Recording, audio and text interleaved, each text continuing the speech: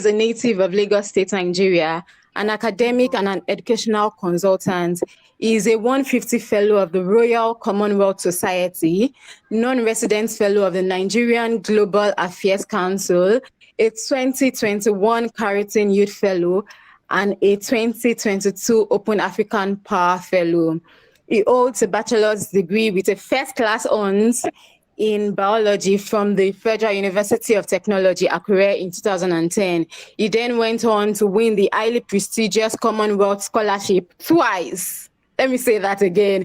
He then went on to win the highly prestigious Commonwealth Scholarship twice to fund his master's, which he got a distinction in sustainable environmental management from the Natural Resource Institute, University of Greenwich, UK, and a PhD degree in environmental geochemistry and geomicrobiology from the University of Manchester in the United Kingdom. He currently lectures in the Department of Biology, Environmental Biology and Public Health Unit at the Federal University of Technology, Akure, where he teaches environment-related courses to both undergraduate and master's students. In 2018, Dr. Macaulay founded Illumania, an online educational consulting outfit where he provides a wide range of academic support to students, graduates, and business professionals, including academic scholarships. In the last 4 years, Illumania has produced over 200 MSc and PhD scholarship winners from Nigeria, Ghana, Cameroon, Kenya, Botswana, and South Africa, attracting about $9 million in scholarship benefits. This feat earned him the Royal African Leadership Award in 2021, presented by the Ooni of Ife, Oba Adeyeye Enitan Ogunwusi Ojaja II, and Nigeria's Federal Minister of Youth and Sports, Mr. Sunday Dare. In late 2021, he created Wadi, a startup that connects African researchers to the resources they need to drive research and development in Africa. In July 2022, Wadi was adjudged the most innovative startup at the Nigerian University of Technology and Management Startup Competition, winning the prize of 2.5 million naira. By the end of 2022, Wadi had amassed an additional 12.6 million in grants from the angel impact investors. Babajide also recently won the Eparion Scholarship worth $10,000 to pursue a virtual executive MBA program at the Quantic School of Business and Technology USA to improve his business knowledge. So it is no surprise that this speaker is going to be talking on the topic positioning for grad school and industrial world. So please, everyone, let's welcome Dr. Macaulay. You're welcome, Dr. Macaulay. Please, you have the floor. Thank you very much. Goodness. I think you should work in a media house. Because the way you read it so passionately. Even me, I was asking myself, whose profile are they reading? Yeah. Thank you so much. I'm really grateful. And thanks for having me on the call. Let me first of all thank the management of MindThrive, as well as the Upwind Group in Lagos and LASU, and then my fellow speakers. Davidson is my very good friend. Hostel.ng, yeah, we've spoken a couple of times, and engineer Atinukerada, I think she's left the call. I wanted to say that you people don't know that DSC is higher than HND. The way you guys read through her profile so casually, you didn't know that she's a powerful person to have been awarded DSC. DSC is often given, right, to anyone who has contributed significantly to science. So it's higher than PhD. PhD is that you went to school, you did something, you did some experiment. Yes, it's hard, but you did some experiment, you contributed to knowledge, you get your PhD. So it's academic. DSC is beyond academic. It's more or less adding value to the field. So it's harder. It's harder to win. And I wish she's here because I wanted to give her flowers. Okay, so let's go on. I have slides to show. Okay, first of all, how much time do I have? How much time? 30 minutes, sir. 30 minutes, good. Okay. I want to share my screen. I just hope that I don't know, share entire screen, because sometimes I used to struggle with what is it called now? I used to Google struggle Meet. with Google Meet. Yes, if it is Zoom now, easy peasy. But Google Meet and all its issues, I'm coming. Let me see, because okay, is it going to allow me to do this? Yeah, I think it's share entire screen. There's option for share Is window. share entire screen, Abi? Yes, I think so. But I still can't see my. What's going on? I still can't see. Okay, okay, I finally found it. I think it's Yeah. is window. Okay. You will tell me if you can see my slides. Can you see my Okay, we slides? can. Yeah, it's coming up, sir. Yes, exactly. We can see it now. Hallelujah! I survived today. Me and Google Meet now so war every time. Okay. All right, guys. I'll be speaking on positioning for grad school and the industrial world. Okay, I'll be a bit quick. I'll focus more on the important bits because I have just 30 minutes. You don't have to write everything on this slide because I'll provide the slides to the organizer so they can always share with attendees. So you are going to get the slides. So you don't have to try to write everything. But just understand what I'm trying to say. Okay. So let's go. All right, so you can see there's a whole lot on this slide. I decided that I should just give you the full package rather than take off certain things that I think that you might need. So if I decide to treat this slide the way I normally do, I'll need 1 hour. So because I don't have that time, what I'm going to do is I'll rush through those parts that I think you can read up on your own and understand, while the other parts that require me to go deep, in details, I'll spend time on that. So today we'll be looking at, first of all, we have to take steps back before we start saying anything about global opportunities. How do I position myself for grad school? The real question is, do you even need to go to grad school? Why do you think you need a postgraduate degree? So you need to do something called self-evaluation first, so that you will not start a journey that you are not supposed to start. So we'll look at self-evaluation, making a decision on what to study, considering a career switch for some of you who intend to move away from what you've studied because you've lost interest in it and you want to do something entirely different. I'll tell you how to do that. How competitive is your profile? Because if it's not competitive, then you struggle to win a scholarship. Choosing the right scholarship, because scholarships are not for everyone.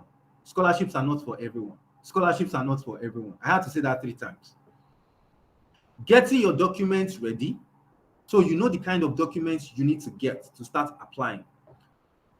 Okay, scholarship essay writing.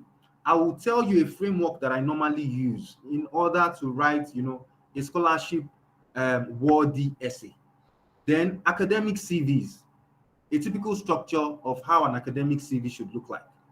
And then 2 advice I have. One is to develop a thick skin because you go chop breakfast. That one is normal. Let me explain what that means. You will get a rejection. It's normal. The best of us have gotten it. You will not escape your own.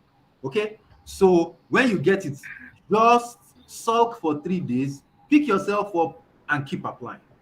And finally, seek the help of a mentor, because on this journey, sometimes if you go alone, you might make so much errors and it can be very depressing. But with someone who has done it before, you would be able to cut down on those mistakes, and then you'll be able to win at a shorter time than it would have taken you if you had traveled that route alone. So I would strongly advise that you need a mentor. All right, so let's now delve into them one by one. Self-evaluation. Now, where do you see yourself in 10 years' time? A couple of questions I need you to ask yourself for you to be sure whether grad school is even something you should be pursuing at all. Please, sorry, Dr. Baba Jide, your slides are not changing. They're not changing. It's it's still on the first page. Really? Oh gosh, I thought there's a problem. Oh yeah, it's changing now. It's now on the table of contents. Oh well, that's Yes. because I'm not sharing it as slideshow. Can you see Oh. it as slideshow now? No. No, sir. Oh, Google Meet. Oh, okay. Do you know what I'm going to do? Let's just I think- continue this way. Let's continue this way, since you can see it this way, right? Okay, so I think when you click on the second slide, it Yes. display the second slide. So instead of it showing by itself, I think you just have to click on each slide manually from your end. Okay, wait. You can see my first slide right now, right? Yeah, we can see your first slide. Yes. Okay. Can you see my second slide now? You have to click on it from your hand. Yes, I have. I've clicked on it from my end. We saw And it that's not why- quite long, but we can't see it again. You see, there's a problem. Okay. You know what we should do? All Can right, you sir. see the Okay, slides yeah, now? yeah. you Okay, see we slides saw now? it not quite. We saw it not quite long now. Oh boy, I think it's just taking a long time. Well, Okay, if you sir. can see my slides now, I will just not use Yes, slideshow. yes, I we will can- just we can use see. this platform, which is the WhatsApp platform. I told you, I always have issues with Google Meet. So anytime I'm invited to speak and I realize that they are using Google Meet, I say, Mokeron, the meeting ban because you would think you have escaped, something will start again, which tells you why everyone loves Zoom. Because Zoom, and this is again for businesses and people that want to go into tech, build a solution that is client friendly, customer friendly, user friendly, no issues, no difficulties. The moment you are having this type of issues, it's a problem with your device, it's a problem with your platform. Because with Zoom, this will never happen. Okay, and that explains why Zoom has taken over right from Corona. Okay, well, they did not pay me for the advert, so let me keep my mouth shut. Let's continue. All right, so table of contents. I just went through a self-evaluation, making a decision on what to study, considering a career switch, how competitive is your profile, choosing the right scholarship, getting your documents ready, scholarship essay writing, academic CVs, develop a thick skin, seek the help of a mentor. Now, let's go deep into it. Now, for self-evaluation, where do you see yourself in 10 years' time? Okay, be realistic and honest to yourself. You have to be realistic and you have to be honest to yourself. Where do you see yourself in 10 years' time? Now, do you really need a postgraduate degree to achieve this goal? Because I'm aware that for some of you, what you probably need is just professional certifications and you'll be good. You don't need a master's or PhD degree. I have a friend who works for KPMG. He doesn't have a master's or PhD, but he's a manager there. All he acquired were just professional certifications that are important for his role. I think he has up to maybe about 8 of them, and that's all. He doesn't need a master's or PhD, and he's growing up the ranks, doing so well at KPMG. So ask yourself, do you really need a master's, or you want to go and do it because everybody's doing it? Don't do that, okay? And you don't need a PhD just because it sounds nice for them to call you doctor. My PhD is difficult too. You know what we call PhD? Permanent head damage. Do you want to have your head damaged? Anyway, the truth of the matter is, it is not something you embark upon just because it feels good to be called a doctor. Well, by your second year, you go see Passion of the Christ. You'll never start. So if I were you, this is a journey I will start because I think it's relevant for my career, it's relevant for my career growth and progression in life is relevant in my sector. Don't forget, I'm an academic. And so the moment I got the PhD, I was promoted instantly. Okay? So if you are not in a sector where a PhD is so essential to your next step, I do not think it's something that you should start trying to do. Especially for the fact that you are going to spend 5 to 6 years or a minimum of 4 years trying to complete it.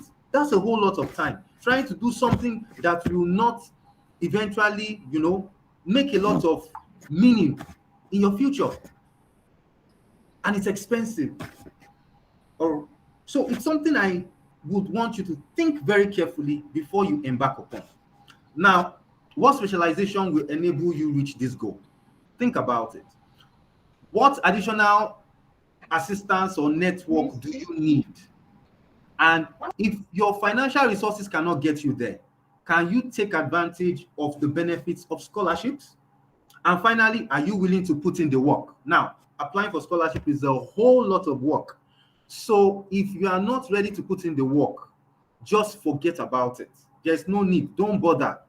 It's applying for scholarship is work itself. I remember when I used to apply back then because I needed to get a master's scholarship abroad.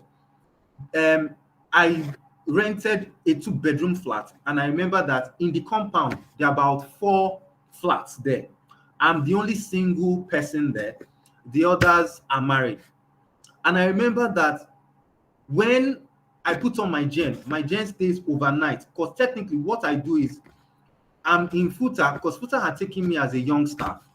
So I'm in FUTA as a lecturer. I work all day in the daytime. I get back home, I'm tired, so I sleep around 6 or 7. I wake up around 10.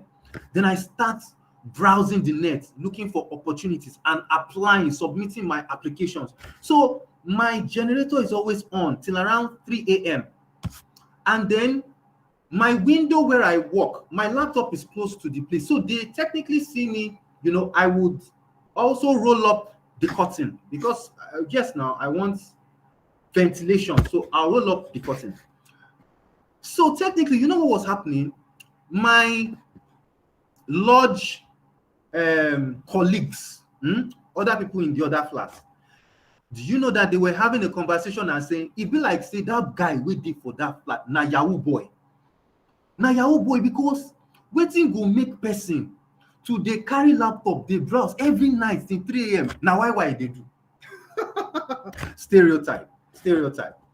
Just because you see someone with a laptop doesn't mean he's a Yahoo boy. Technically, what I was doing was applying for scholarships. And the only time I had was at midnight, so I wasn't sleeping. That's the kind of work that you put into getting something. And I eventually got it. So it is easy to read my profile and say, hey, wonderful, hey, this one. Can you do what I did? Can you make sacrifices? Can you sacrifice your sleep? Some of you, if you don't sleep, there will be problem. Can you sacrifice your sleep in order to achieve something bigger or greater? That's why that last line is there. Are you willing to put in the work? Because it's a whole lot of work to submit applications, a whole lot of them, filling essay questions, difficult to write. So think about it. Now, some of you get it wrong when you start picking courses to study. You would study something, but you are picking the course you want to do at master's level based on how you feel. I'll give you a good example. You may study, let's say, microbiology.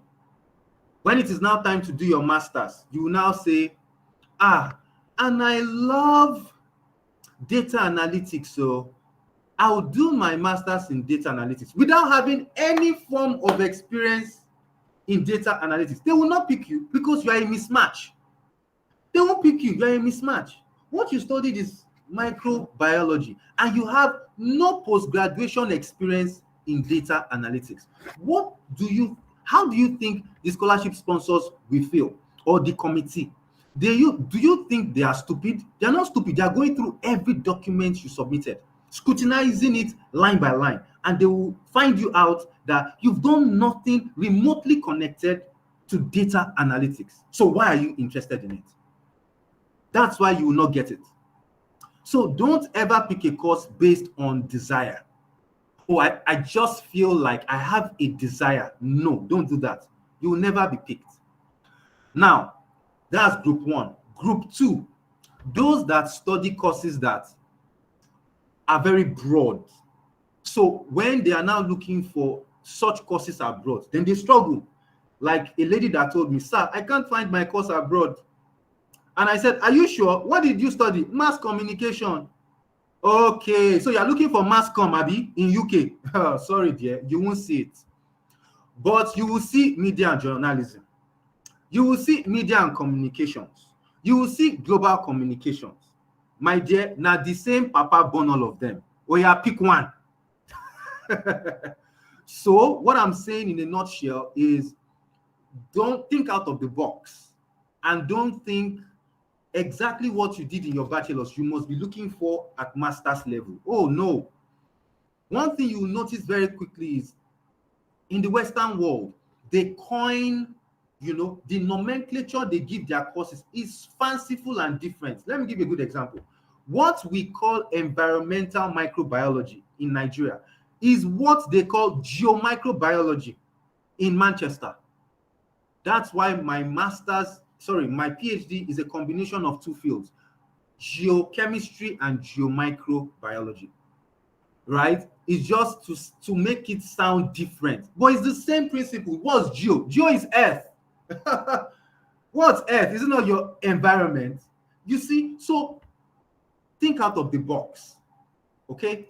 Now, someone else will study accounting and is looking to do accounting. My dear, the world is changing so rapidly. The world is changing so rapidly. You don't have to go and do your master's in accounting again. You can look for financial management. You can look for financial technology, business analytics. Okay? Political science is another one. You now start looking for masters in political science. Why? Why not look for masters in international development, peace and conflict resolution? Okay, so there are a whole lot that you can do from that bachelor's you've done, because technically your bachelor's course is a foundation and you can build related courses upon your foundation. Don't forget, I said related. Now, another one is English and literature studies. Someone will read this one and start looking for the same thing in the UK. Kilo de, What you should be looking for is something like media and communications, just like the person that read mass comm. Both of you can do the same thing. Digital communication as well. African studies is becoming a big thing today. So these are things that you can actually study. And finally, microbiology. Public health is one. Geomicrobiology, the example I gave, is another. Even food biotechnology is another that you can do. And these are courses that are very lucrative and relevant in the 21st century, which is exactly the theme of this event. Okay? Now, what type of degree do you seek? That's another thing you should ask yourself. Are you looking for a taught master's? Because a taught master's is 1 year and is basically theoretical. Are you looking for a research master's? A research master's is 2 years and it has a research component that is heavy. It doesn't mean that the taught masters does not have a research component. It just means that the research component of taught masters is smaller, 3 months and you're done. For research masters, 6 months to 1 year. That's the component of the research. So it's more intensive. Or are you looking for straight PhD, from bachelor straight to PhD? If that's what you are looking for, then the United States is where you should turn your attention to. And that means you are going to spend close to 5 to 6 years studying the course. Or finally, are you thinking of an MBA? Okay, I'm currently wrapping up mine. By next month is my graduation. In fact, I've been sent the Zoom link for my graduation. So I'm excited because I'm graduating next month. It was a 13-month program virtually from the Quantic School of Business and Technology in Washington. And I got a full scholarship for it, $10,000. By the way, I almost blamed myself when I started because I was working so hard and I didn't know that the MBA would be so stressful. I had tasks to complete every week for 13 months. Let me repeat myself. I had tasks to complete every week for 13 months. So I almost blame myself. I say, ta ló rán mi iṣẹ́ torí Ọlọ́run. Who sent me message? Jeez. But I'm glad I got to the end because for someone like me, I am very, very dogged. Anything I start, I finish. I don't abandon things. So I'm glad I finally completed it. Now, if it's an MBA you seek, maybe because you want to improve your business sense or acumen, then think about it because it will take you 2 years to finish. Then your chosen course must align with your academic background. I've said this before. It must align because that's the reason why you'll be able to write a very good SOP. If it doesn't align, there'll be a problem. Now, the chosen course must be consistent with the future you are trying to build. The chosen course must also be relevant and lucrative in the 21st century. I've said that before. Are you considering a career switch? Now, your own case is different, and let me explain what you need to do. Now, you may need to take 1 to 2 years off post-graduation. What should you be doing within this time? Build a new profile in your new niche. Build a new profile in your new niche. How can you do this? A, you can intern with or without pay. One thing I know for a fact is that because you are new in the sector, most companies might not want to employ you, right? But if you say you will come in as an intern, that means you'll be an extra body for them to use. They'll be happy, especially if you say without pay. They'll be happy. So take advantage of it. Not everything has to do with money, okay? Learn skill first before you start trying to chase money. And that is how you'll be able to sustain the money. The skill will help you sustain the money. But without skills, who will pay you that money that is in your mind? Because some of you, I remember my students here in FUTA, when I asked them, how much do you think your first salary should be? You will hear 500,000. I say, 500,000. Okay, what contribution will you be making to the company? You will now hear, oh, so you don't even know the contribution, but you know the amount that you'll be paid. They play, I beg, just they play. And that's exactly how many youths are. They want to be wealthy, but they have nothing remotely close to what is called process. You will hear them say, I want to be a billionaire in 5 years. Do they even know what billion is? A billion is 1 million naira in 1,000 places. It's like some of you don't know what you're saying. A million in 1,000 places is 1 billion. I hope you people know. So the way you just say things anyhow, go and think very deeply, because there is a process for everything on earth and there's a principle. Now, if you don't follow the process or principle, you know what you are going to get? Depression. So let me tell you now, you'll be depressed because one, you not achieve your goal and you'll be depressed. So everything doesn't have to be money. Think more about skill and things that can give you money, because money is not a goal. Money is not a goal. Money is a reward. Okay? Money is a reward, it's not a goal. So you can't say, my goal is to become rich in life. The richest men, first 10 in the world, check them out. Read about them. They never set out to become the wealthiest in life. They never. They just found a problem, solved it, and they were rewarded with money. Money is a reward. It's not a goal. So if you want to be wealthy, start thinking of what to solve, value to create, problem to solve. The moment you think that way, people will pay you money, whether grudgingly or willingly. They'll put that money in your account. Okay, that's how to be rich. Now, B, volunteer with relevant organizations. That's another thing that you could do. Take relevant online courses. That's another thing you could do to improve your knowledge in that new area. acquire key professional certifications as well. For example, if you are interested in moving into, let's say, HR, start thinking of CIPM. Start thinking of CIPM because that's a professional certification in HR. Gain relevant work experience. Now, start looking to join an organization in order to gain relevant work experience. It is when you've done all this and you have built a portfolio for your new field, that is when you can now start your scholarship application.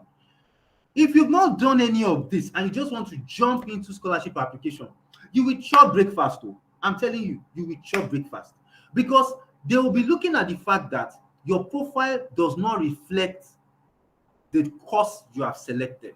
And that's the reason why they will not select you.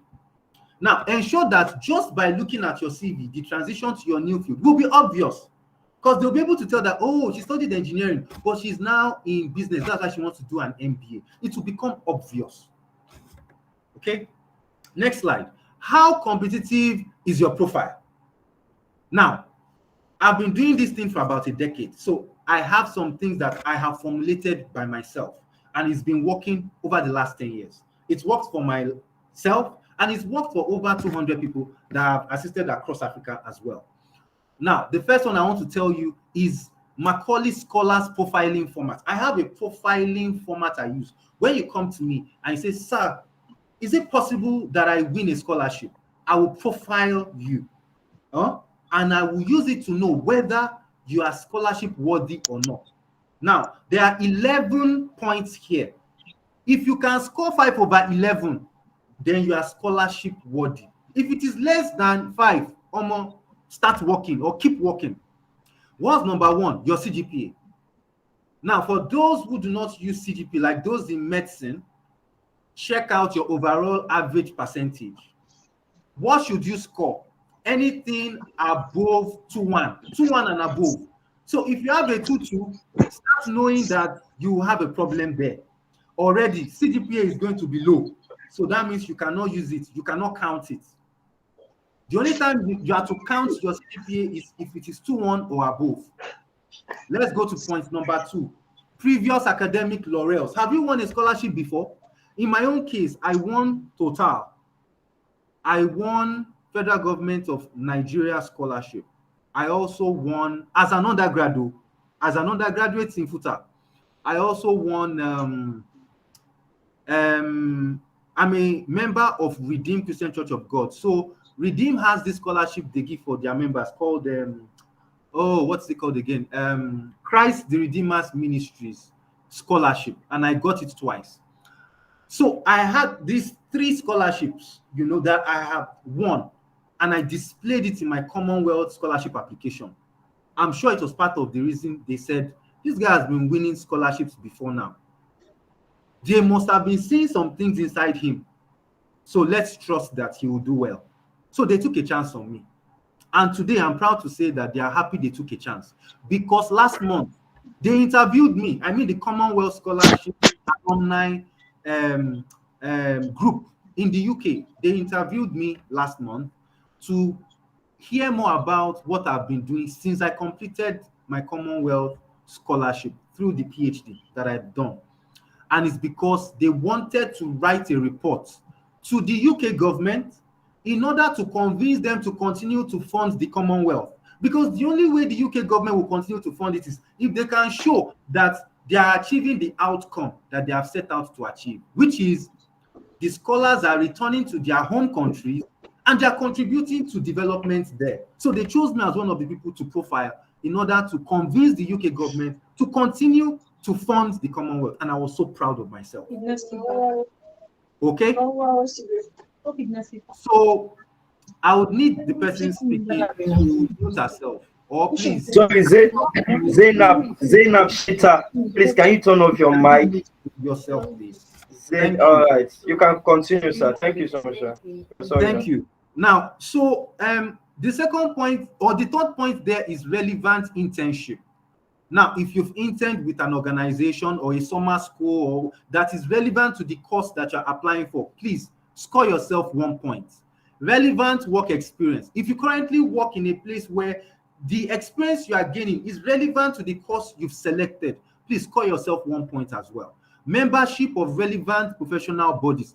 If you're an engineer and you're a student member or a graduate member of the Nigerian Society of Engineers, please score yourself 1 point. Relevant professional certifications.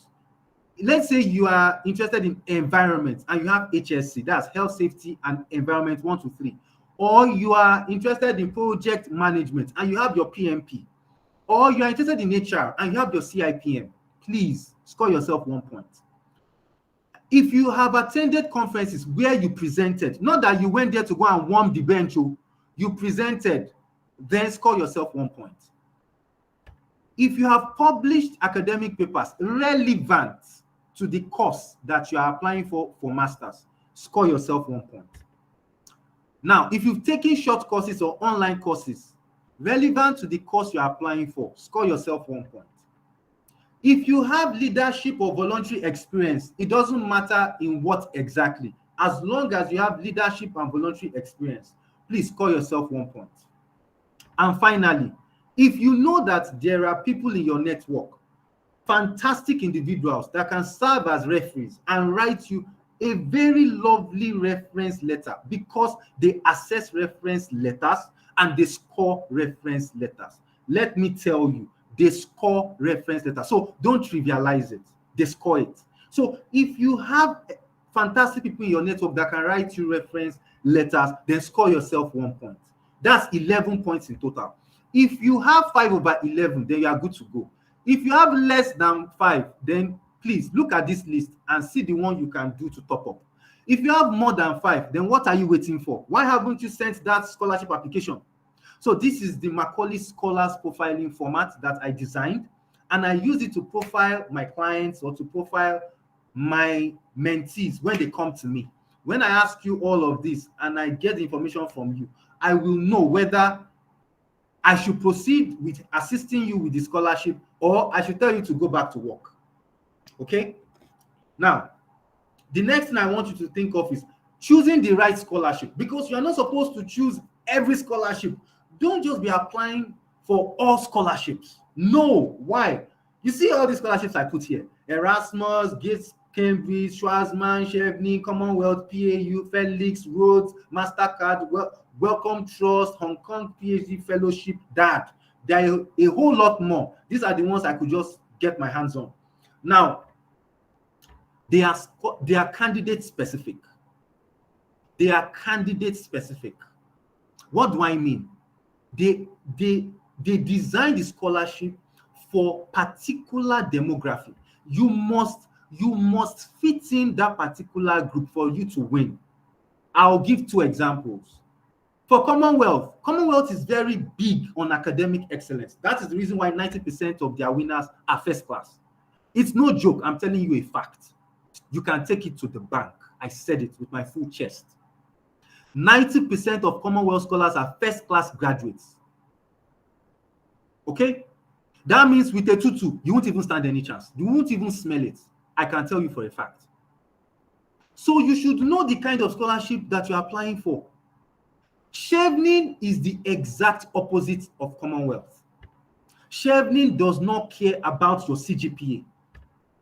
However, there is a clause. Chevening cares about your social impact. What have you been doing for your community? Or if you are a top professional. Let me repeat myself. Social impact. What have you been doing for your community? Or if you are a top professional. Now, if you are not in any of these 3, don't even try Chevening. Even if you have a tutu, don't even try Chevening, because they will not pick you. Chevening is very difficult to win. 11,000 people will apply. They will only pick 43. It's very difficult to win.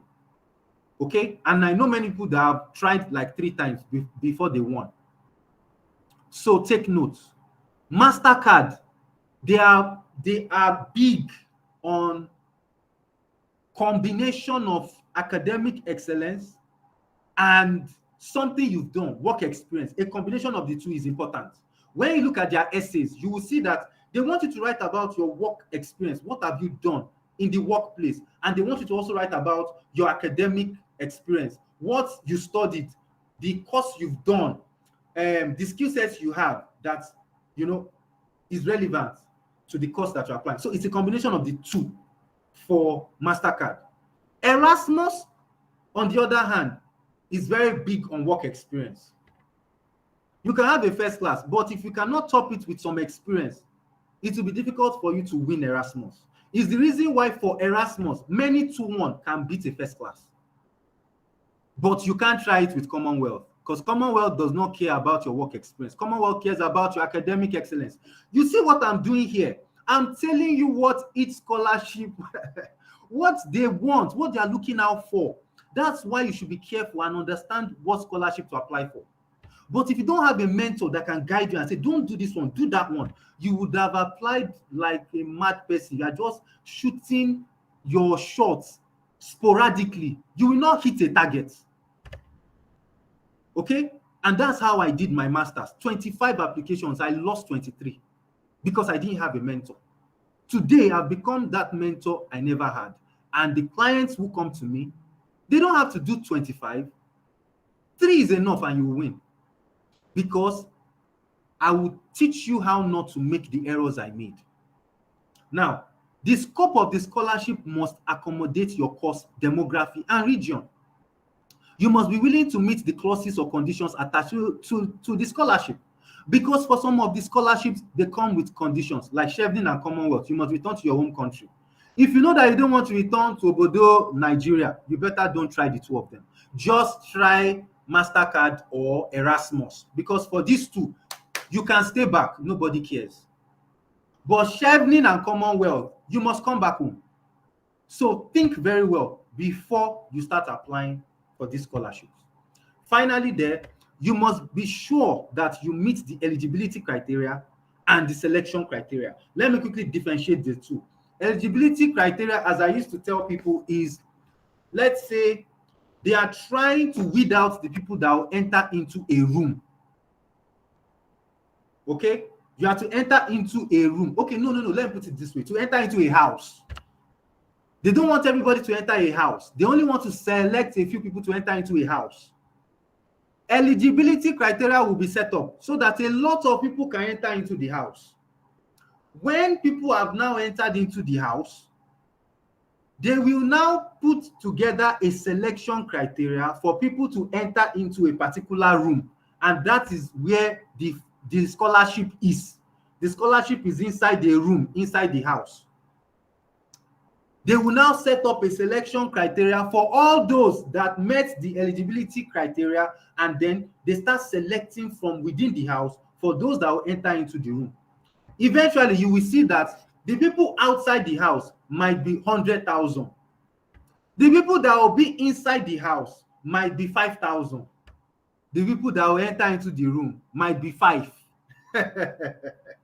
You see that it is very brutal. Very, very brutal. That is the way scholarships are won. When you understand this fact, you will see that the eligibility criteria is not the problem. The problem is the selection criteria. So always look at the selection criteria very well and ask yourself, my profile, my profile meets this thing. The moment you are realizing that, oh, the thing no me to, just understand that they will never pick you. Period. So what you should be telling yourself is, I need to make my profile suit this selection criteria. So what is left that I have not done? Let me go and do it. And that's how you position yourself to snatch the scholarship. Okay? Let me run faster now because of time.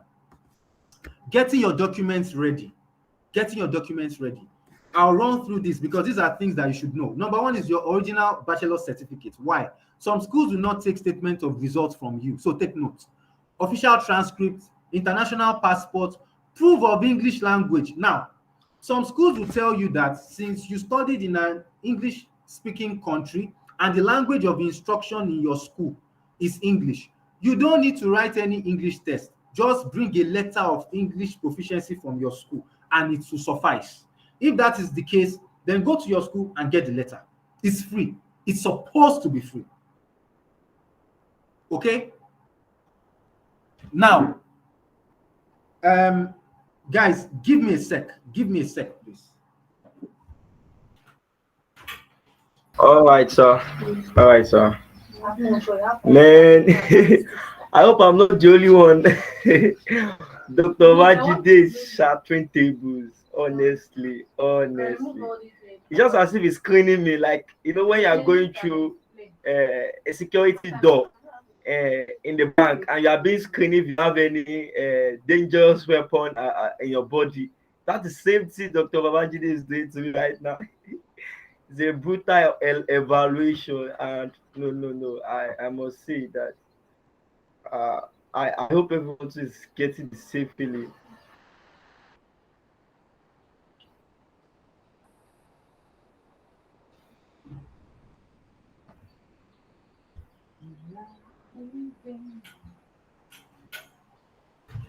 All right, I'm back.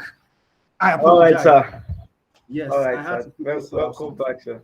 All right, so the international passport, proof of English, as I said, letter of English language proficiency. Then, if the university insists that you must get an English test, then you write IELTS, which is a UK-based English test, or TOEFL, which is a US English test. Now, someone has asked me which one is better. They are both acceptable. So none is better than the other. Although I always tell people that if you must write any of these two, write IELTS. Why? You can't speak English better than the English people themselves. So why not write the one that is delivered by the UK um, um, a company from the UK, rather than writing one from America where American English is rubbish, because that's not English actually. I'm sure that if I should say this, hey, they will drag me well. But then I don't care. Maybe because I studied in the UK. All right. Now, WAEC is another. Some schools will tell you that you can actually submit your WAEC certificate where your English language you had nothing less than C6. Then you can submit it. For some schools, they put it up, oh, you will see C4. So you need to check the English language proficiency before you proceed with any school. Finally is reference letters. Please don't joke with reference letters. I've told you. Do not forget, choose credible and visible referees only. Referees that when you Google their name, you will see their activities. Not those old school profs that don't have any digital footprint at all. Please, that's not what you want. As a rule of thumb, if 3 referees are requested for, select 2 academic and 1 non-academic, except instructed otherwise. So 2 academic and 1 non-academic if they ask you for 3. If they ask you for 2, those 2 can be academic, or you can do 1 academic, 1 non-academic. All right, let's continue. Now, scholarship essay writing, I'll run through this as well because of time. I also have a framework I designed called PEWO CSF. Okay, this is becoming popular on LinkedIn because a whole lot of people have been reacting to it, and they are accepting that, wow, this is it. So I'm happy to say that a lot of people on LinkedIn agree with me that this framework indeed works. Paragraph 1 for your scholarship essay, focus it on problem statement. It should include challenges, prospects, or personal experience that informed the decision to study the course. Challenges could be anything that was a challenge around that issue that is leading to the course. For example, you want to study food security, then talk about food spoilage, high cost of food, and all this, so that they will see the challenges and the reason why you want to study your master's or have your master's in food security. Prospects is another. For example, you can talk about AI and the way AI can actually be used to make, things better. The moment you can show all of that, that means you are arguing for prospects of the use of something. And then that can also be the reason why you are interested in a course. And finally is personal experience. For example, you could say you are interested in digital health because you lost your uncle 2 years ago. And that cannot be a made-up story. It must be that you lost your uncle, because this was the story of a client of mine 2 years ago. She lost her uncle, and she lost her uncle to cerebral malaria, and it was because they were unable to get a special medication for the man to use. Unfortunately, he died. And from that moment, she studied pharmacy, but from that moment, she knew that she needed a technology that will help people to find rare medication on time. So she wants to do her master's in digital health. Fantastic. As I speak to you, she's won a scholarship already. She's based in the UK. So you must be coming from an argument that makes sense. They must be able to see that you thought it through. Something strongly motivated you to pick this course. That's the reason why you are interested in this. That's your paragraph 1.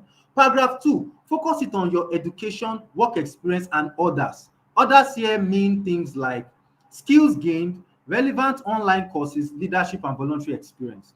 Paragraph 3, focus it on the course and the school. What attracted you to the course?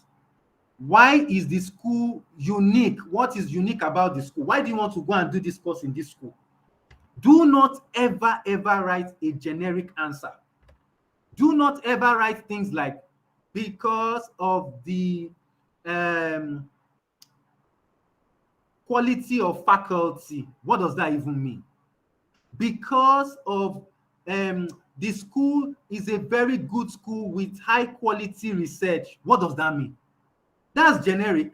Any school can say that. You must study that school very well. Go to their webpage. Find something that is unique about them. I'll give you a good example.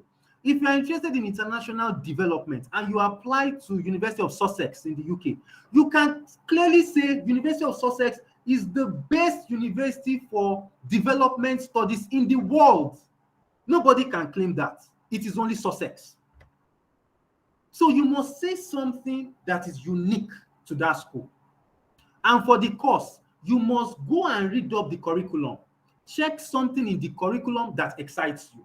Oh, I noticed that I'm going to learn about this and this and this, and it will help me improve my skill and knowledge in this. They will know that you spent time digesting the curriculum. So don't be lazy. Do the work. Paragraph 4, future plans. You can't write an SOP without hitting on what your plans are in the future. Now, when you are writing these future plans that you've divided into immediate, short-term, mid-term, and long-term plans, make sure that you are also addressing the concern that you raised in paragraph 1.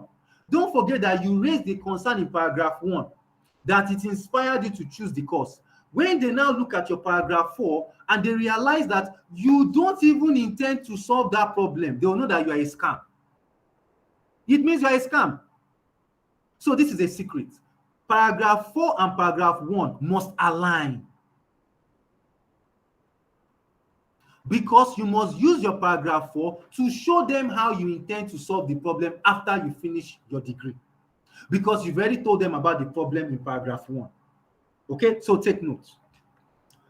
Academic CV. I'm wrapping up. I'm almost there. Academic CV. Now, this is the structure of a typical academic CV. You start with your full name.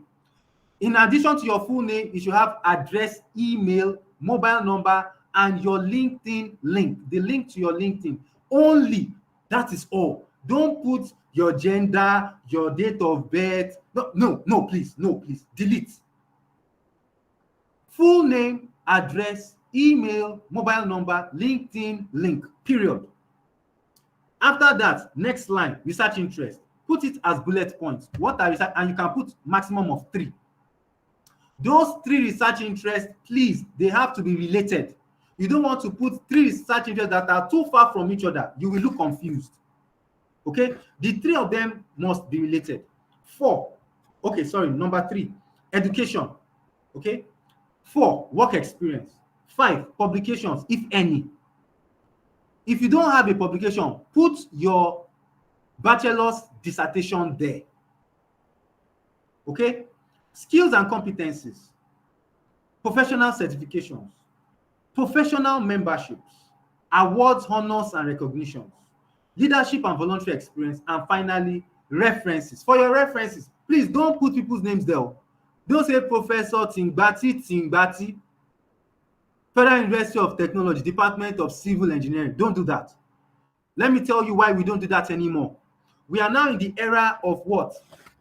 Data protection. Now, because your CVs get sent out to places that even you don't know, stop putting people's information out there and your CV is just going up and down. Who told you that those professors want everybody to have access to their emails? But you will put it in your CV and you will be distributing like you are distributing gas.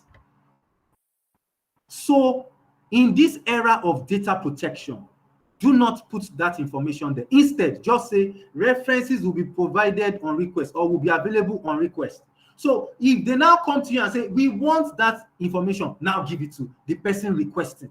Not that you will put it inside your CV and you are just distributing your CV.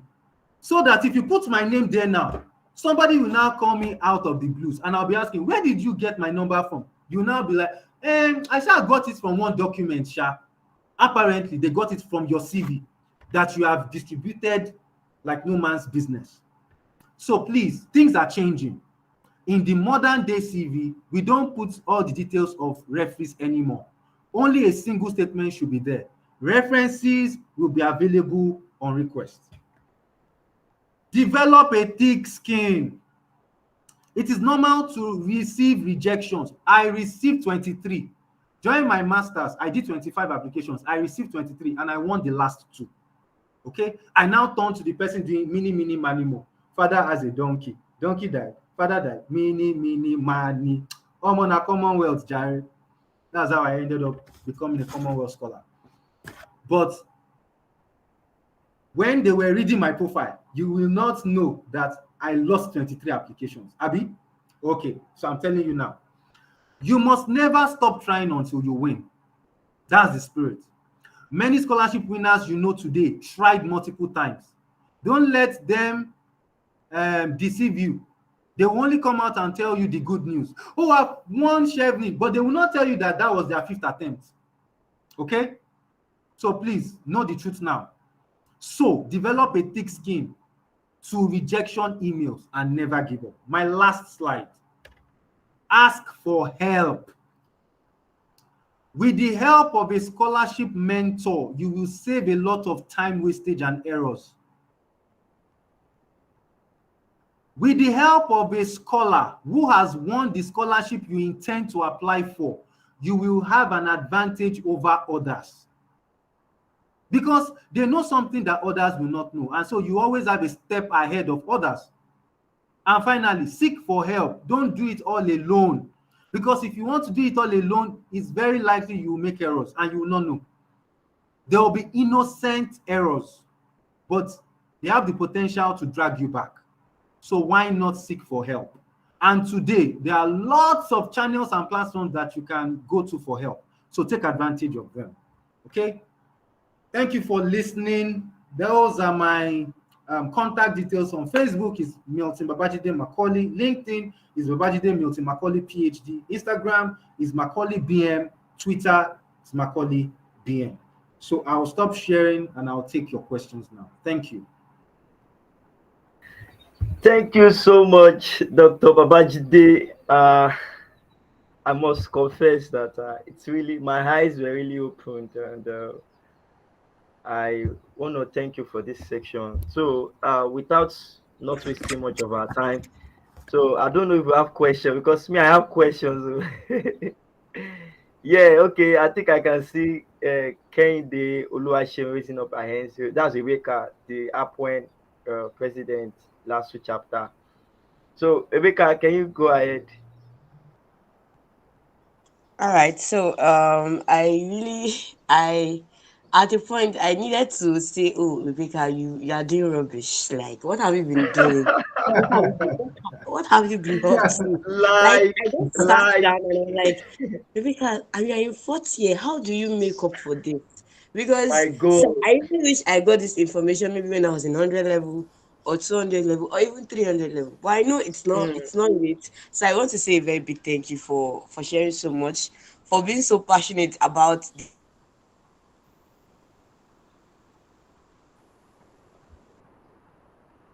We've lost you, Rebecca. Rebecca, we can't hear you. Oh, I think she's having network issues. Yeah. Oh. So, okay. Do we still have any other question? We can drop it in the chat box or signify by raising our hands. So, actually, I want to say something concerning Dr. Babajide.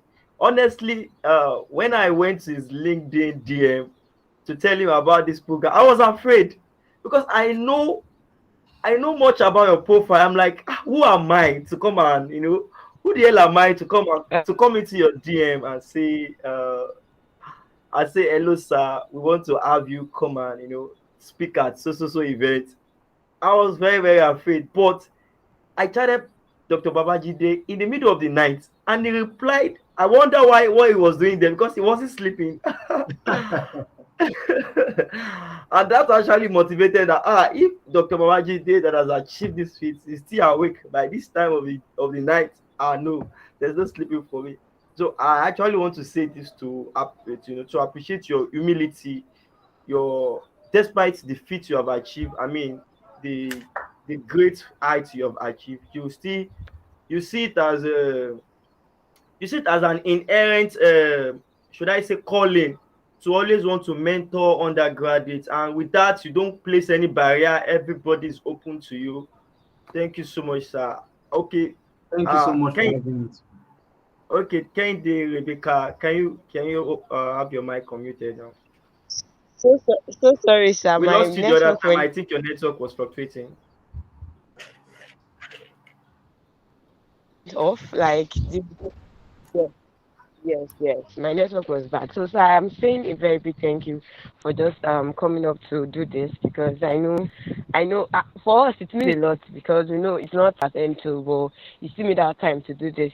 So I really really appreciate. So my own question, or my own what will I say is that, sir, would you mind, like, if you don't mind, would you help like a few people um from our school, especially from 400 level, 500 level, for their grad school?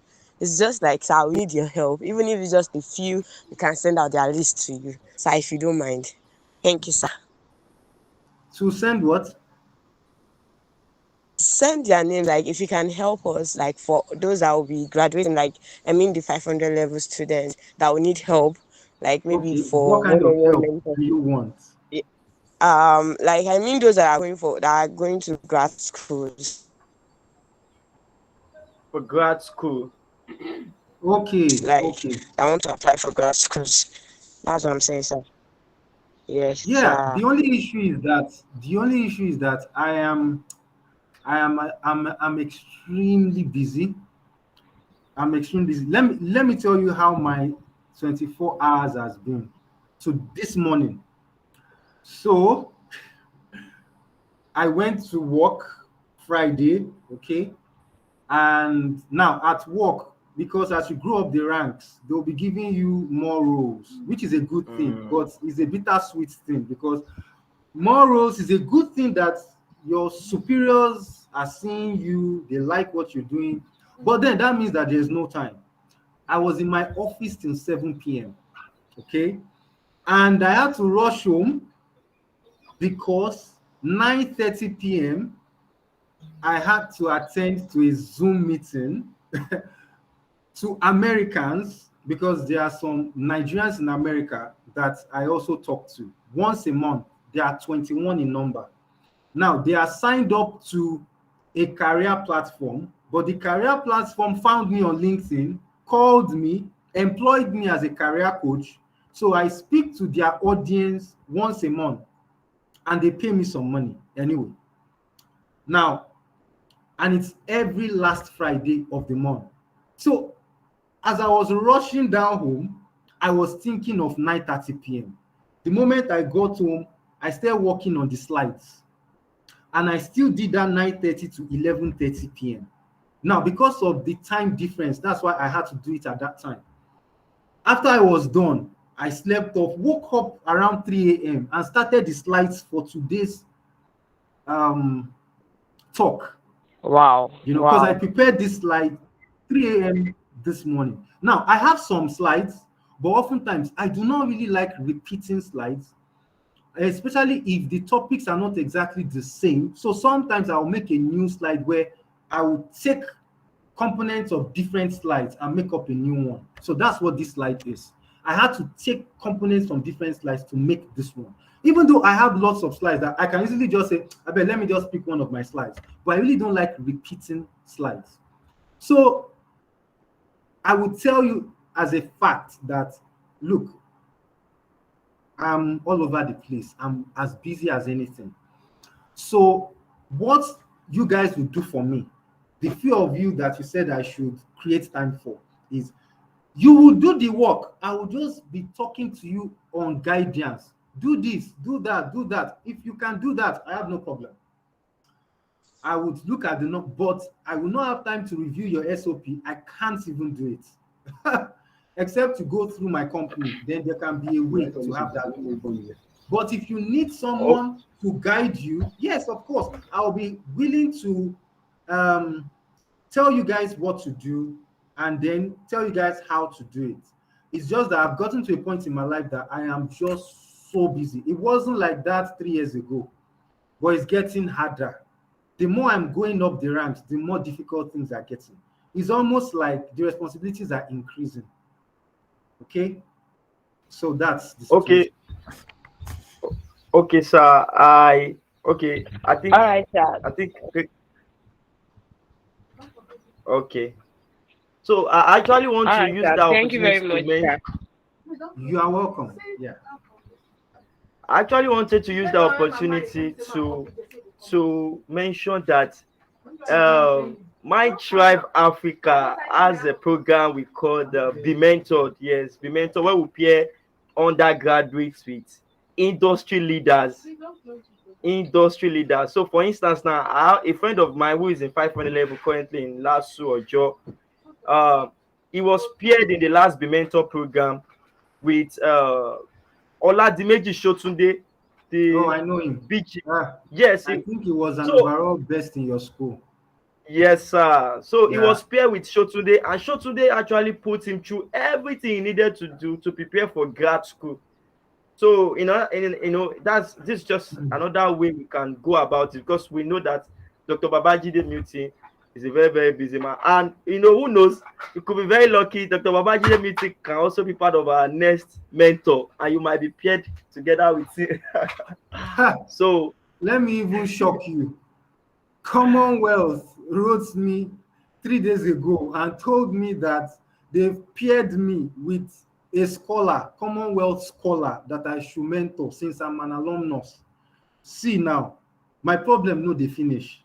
As in, it is well. It is well, sir. Thank you so much, sir. Okay, I think Abdul Samad Kakari. Yes, you can go ahead, please. Unmute yourself.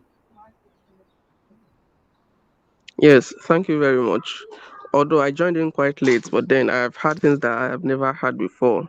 I mean, it was really an enlightening session. I thank you very much for that, sir. Thank you. So, and here's my question. So it is that I have had a number of requirements from so many grad school scholarships that maybe to have first class or to have second class or a 4 point out of 5 points CGP and everything. But some people actually win these scholarships even before graduating. So I'm wondering, when exactly do they apply? Do the requirements differ with regards to whether graduating or not? And so I'm like quite confused. I'm in 400 level, going to 500. So when does one actually start these applications? Abdul Samad, I'm going to ask a couple of questions. Give me an example of one person that won a scholarship before graduating. So do you know one person personally? Yeah, not very close actually, but I know him. He's in 500 level right now and he's in fisheries in Ojo. And he has already won himself a master's scholarship abroad. Yes, I think. You think, or you are sure? I saw the email. For me, maybe I did not pay enough attention, but it looks like he did. Okay. Now, sometimes those stories just fly around. You don't really find the person. Now, in his case, it might be that the scholarship type he applied for, they know he's in final year And so they told him, and they've already seen his transcript. Okay, that means he has submitted transcript up to part 4. And so, and they already know that he's probably on the first class or he's doing really well. They can say, okay, as soon as you graduate, then you can come and join us. That's a possibility. Some schools in the US, they do that, but it's not common at all. It is extremely rare. And when something is rare, don't think that it will be the norm. It will not be the norm because it's rare. The normal process is that you graduate. So I don't want you to bother yourself too much. Please graduate. Plus, why are you running a cat race? Graduate, get your documents, and do the process. Those other processes that you are mentioning, they are extremely rare. And if it is rare, I've told you, it cannot be the norm. It can't be the norm. So I would say all the scholarship types that you know that are common, you must graduate because they will see your certificate and they will see your transcript, full transcripts before you even try. So why not finish your degree? Why not concentrate? You are in part 4. Finish with a grade possible, the best grade possible. Then we can now start talking about scholarships. So that's my advice to you. Now, thank you very much for that clarification, sir. It's once again fantastic. Thank you, sir. Thank you. Yes. All right, thank you so much, Dr. Babajide. I think we don't have any more questions, and I also want to. There's a raised hand, you. Okay. Did I not see? Wait, I'm coming. I thought somebody. I think that's Kehinde Oluwase Rebecca. Okay, Rebecca. Oh, okay. Okay, thank you, sir. So I just wanted to ask that, sir, do you mind if, since we know how busy you are, sir, should we just create a platform, like a group where we have those that are interested, like to work with you, like for their grad school? Then maybe whenever you are free, you can just come talk to us where we're having lapses. So that, sir, we don't want to lose this opportunity actually, because it's a big one and we want to get it right. So yeah, now I did that some time ago, but it failed. I tried it in 2021. There were about 15 people on it, but it failed because apparently when they will need my attention, I may not be available. And it just, it was really difficult. And at some point, they kept stressing me about, sir, just look at the SOP. Do you know that it takes me 2 hours to review one SOP? 2 hours. Okay, because I do a thorough job, line by line. So it takes me 2 hours. Now, look, we are in an age where scholarship support on LinkedIn is everywhere. It doesn't have to be me. If you're waiting for me, you are going to wait a long time. The reason is because I started this journey in 2012. At that point in my life, I was very free. I was doing all these things you're asking me to do. I'm now almost getting to the prime of my career. I can't have the time. I'll be an associate prof in 5 years. Do you know what that means? I have responsibilities. That's what it means. yes, That you will not even be on my list. That's what it means. Because there will be like 5 things I will need to do. You might be on number 15. And it's not because it's not because I'm trying to be proud. It's just where I found myself eventually. Yeah. So what I'm going to tell you is, God gets to LinkedIn. There are organizations, there are platforms. These people do it for free. They create groups. Oh, my dear, join them. A very good person I recommend is Okooluwa Adewale. Okay, look for him on LinkedIn. He's my mentee and a very good friend. He's doing amazingly well. In fact, he has a group that review SOP for people free. Just join his platform and get it done. But with me, it's not going to go well because I don't have that time. I will not do it properly. That's the thing. And it's because my attention is deviating. And now I'm building startups. Wadi is taking my attention. And to build a startup these days, oh my God, it's crazy. So I can tell you for a fact that you are not going to get the best of me like that. You know why I like to take this kind of things? This is the way I think I can still give back. Call me, I will take the job. I will come and speak to a lot of people at the same time, share as much as I can, and I disappear. But if you want one-on-one, it go hard. Okay? All right, so no problem. Thank you very much. Sir, but at least we'll get the slides, right? Of course, of course. Okay, thank you, sir. Thank you very Yeah. much, sir. All right. Yeah. all right, Dr. Babajide, thank you so much, sir. I count it. I count it a privilege, a real privilege actually, because I still remember coming to your DM on LinkedIn and then everything surfacing into this reality. Thank you so much, sir. I really commend your humility. Yes, I really commend your humility. And so, since we don't have any other questions, and Thank you so much. we don't have any other questions, so we'll be liking to call it another time from here, and we want to appreciate every of yeah, Babaji. So Dr. Babajide, sir, you promised us the slide, right? Is it? Am I going to get that through the yes, mail? of course. Through the, I'm going through the to mail. send it to the email that has been Okay, that has been communicating with me. I'll send it to that same email right now, just after now. Oh, all right, sir. Thank you so much, sir. So, while we are registering, we provided a link for a WhatsApp link for people to join. So, if you have been able to join that link, we'll send the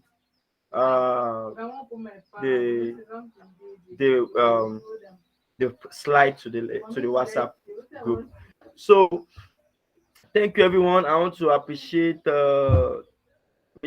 Davidson Okafor, Engineer Tinuke, Dr. Babajide Mutin, Kehinde Oluwaseun, Rebecca, she's the appointed president, last chapter. Want to appreciate other campus ambassadors for Mind Drive Club in OAU, Unilorin, Lautech, Federal College, Ibadan, every ambassador. Also want to appreciate the presence of Comfort. Yes, she's the executive co-founder, and Ibrahim Nureni, who is also the strategic lead at Minecraft Africa. I want to appreciate every one of you. Idris, we want to appreciate you, and we want to appreciate our esteemed audience too for staying till this time. So we would like you to go to our social media platform, Minecraft Africa, everywhere, Minecraft Africa, Minecraft Club Lasso, and you also go to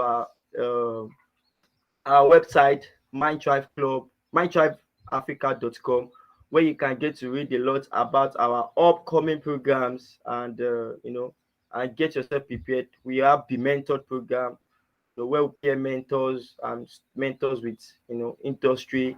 We pair mentees with industry leaders to mentor them in their career path. And one of the testimonies that one of the mentee that was paired in the last program was paired with a commissioner of health in Sokoto State. It was paired with such kind of high-profile person, so you never can tell. So please go to our website and read more about our programs, and and position yourself for every opportunity that will be coming up very soon. And I also want to thank the Mind Drive lead for this opportunity, and the lead for Upwend